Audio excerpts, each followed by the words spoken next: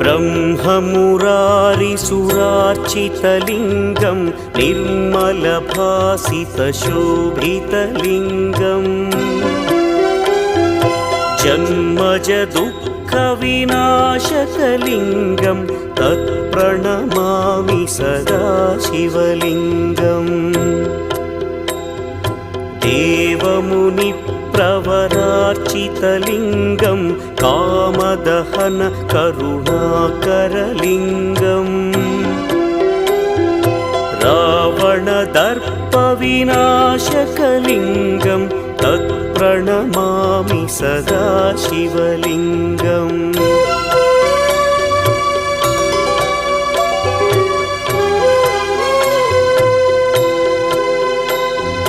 सर्वसुगन्धसुलेपितलिङ्गं